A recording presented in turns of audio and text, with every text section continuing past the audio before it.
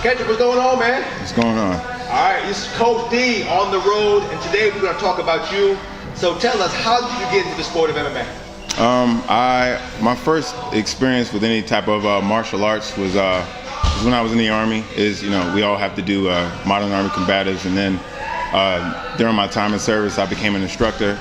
And then when I got out, it was always something I wanted to come back to. So I took a few years off, and when I got back in shape, I decided MMA was something I wanted to give a try, and I hit up a promoter and just kind of dove in head first.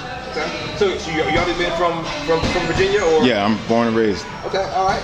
So do you have a wrestling background or anything like that? I didn't play actually any sports, no football, no wrestling. I didn't do anything athletic at all until I joined the military. Okay, so what's your current record?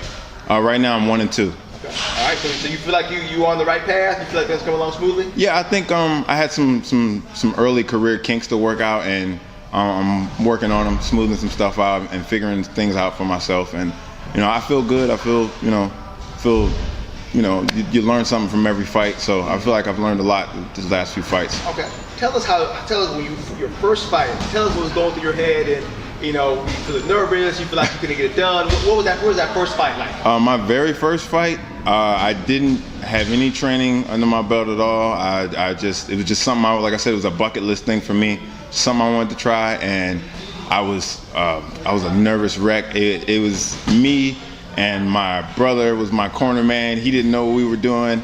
His advice with me was to hit him harder than he hit me, and it was kind of a nightmare, but we got it done. Okay.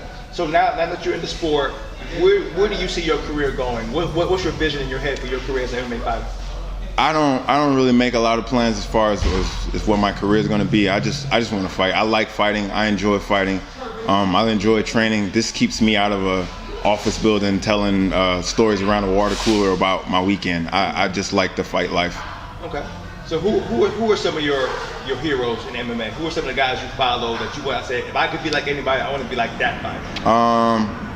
I love Robbie Lawler. I think Robbie Lawler is like one of the greatest welterweights ever. He's just a tough guy. He's been around the block a bunch of times. He's been around for a while, and he's still a nightmare for guys to have to deal with.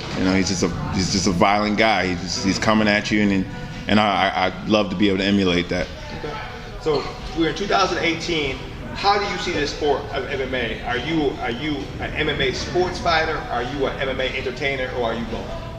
I think I'm fortunate enough to be a little bit of both. I'm an athlete first. I fight athletically. I hit hard. Fans enjoy that. They like to see knockouts. They like to see people get finished, and that's how I like to fight. So. Okay. Now, how did you hear about 864? How did that come about? Actually, another local pro fighter reached out to me and let me know about 864. They said that they were reaching out and they were trying to build a roster, and they were a different kind of promotion than what I was accustomed to, and they were doing some things different and better than maybe what I was used to, and I should check them out. So. Okay, that's what's up. So you as an up and comer, and if somebody wants to come at the same path you went, what kind of advice would you give them? I would always just make sure to let them know that it's hard work. Just do the work. It sucks. I'm not gonna lie. It sucks. It's not an easy life, but do the hard work. Don't rest on your laurels. Don't think that because you had a good win a year ago or 6 months ago that you can just relax. You just always got to work hard. Mm-hmm. Okay. So give me a day in your life as an MMA fighter. Like when you wake up in the morning, what is it like? What's a planned day for you getting ready for a fight? Getting ready for a fight, it's about the same as just about any other day. Get up, have some breakfast, go do some strength training, some bag work, do some cardio, get some rest, get another meal in you, and more training, more food, try to get some sleep, more training. It's pretty simple. It's just hard work and rest and eating right. Okay. Now, what do you know about your opponent? I know he's 5'2", he's southpaw. I believe he was on a WWE reality show, Tuff Enuf. So he's kind of like a local celebrity, kind of a hometown hero situation. which I'm not unfamiliar with. You know, I travel and fight, so I end up fighting a lot of guys in their own backyard. Tough guy, wrestler. I'm excited. I think it's be a good matchup. Okay, well, let's keep it real. How do you see that fight going down? I'm an opportunist. I'll take whatever comes up. You know, if a submission comes up, I'll take that. If a knockout comes up, I'll take that. You know, I come to fight. I'm not here to outpoint anybody. Mm-hmm. You finish me, I finish you. Somebody needs to. It needs to be definitive. Fighting is pure like that to me. Somebody needs to win. Somebody needs to lose. Okay. Like I said, once again, this is all for your fans. So I want you to give us an MMA story. Pick anyone. If it's gonna be funny, if it's gonna be sad, give us a story about you as an MMA fighter. And when I was in Cali, and the promotion, the matchmaker wasn't 100% sure what weight class I was supposed to be fighting in, and it's kind of a rough weight cut, and it was I hadn't gotten used to getting down to 170, and I made it. I was 170.2, and I got on the scale, and the first thing the matchmaker said was, "You're supposed to be 155," and I lost my mind for all of like 6 minutes. I was like, "There's no way I'm going back in that sauna.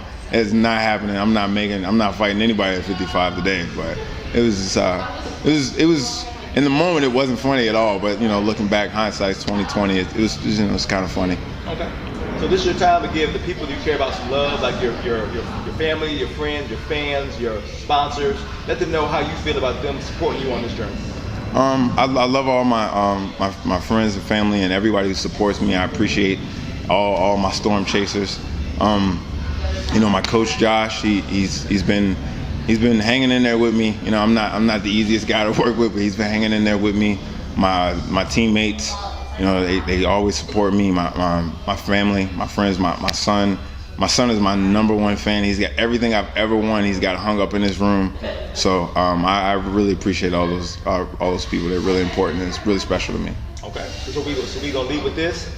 Let the fans know what makes you special. I hit hard. I hit real hard. That's what it all boils down to for me. I hit hard and I keep on coming. So like I said, you gotta stop me or I'm gonna stop you. All right, that's what it is. All right, this is Coach D on the road with 864 TV. We're doing what we're doing. We thank you for your time and we can't wait to see you fight. So you hear from us again. Peace out.